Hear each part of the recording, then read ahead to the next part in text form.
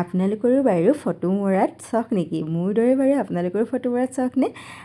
সকলো ঠাইতে গ'লে মানে যে ফটো কেইকপমান নুঠিলেতো শান্তিয়ে নালাগে নহয়নে? গতিকে আপোনালোকেও আহিব এই সুন্দৰ ঠাইটুকালৈ।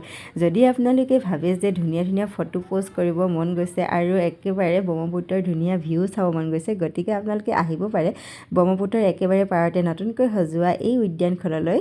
আৰু এই উদ্যানখনৰ নাম হৈছে সতী ৰাধিকা শান্তি উদ্যান। যিহেতু এইখন একেবাৰে এতিয়া ট্ৰেণ্ডিঙত চলি আছে আৰু গতিকে ইয়াতে বিভিন্ন ঠাইৰ পৰা বিভিন্ন লোকে ইয়াতে এই চাবলৈ আহিছে। আৰু এয়া দেখিছেনে ইমানেই মানুহৰ ভিৰ, আৰু মই যোনদিনাখনি গৈছিলোঁ সেইদিনাখনি মানুহৰ ভিৰ দেখিতো ক'বই নোৱাৰোঁ। আৰু মানে য'তেই ফটো ভিডিঅ' কৰিব যাওঁ তাতেই মানুহৰ ভিৰ লাগি যায়, মানে ক'বই নোৱাৰোঁ।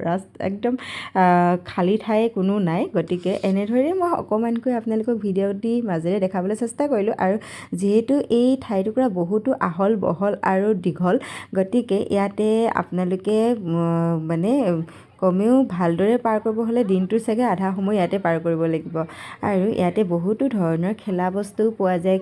সৰু ল'ৰা ছোৱালী ইয়াতে আনিলে খেলা সামগ্ৰীবোৰৰ লগত তেওঁলোকে টাইম পাৰ কৰিব পাৰে আৰু তেওঁলোকৰ মন পচন্দ মতে ইয়াতে সকলোখিনি খেলা ধূলা কৰিব পাৰে। আৰু ভিডিঅ'টি শেষলৈকে সকলোকে চোৱাৰ বাবে ধন্যবাদ জনালোঁ আৰু সকলোৱে আহিব দেই।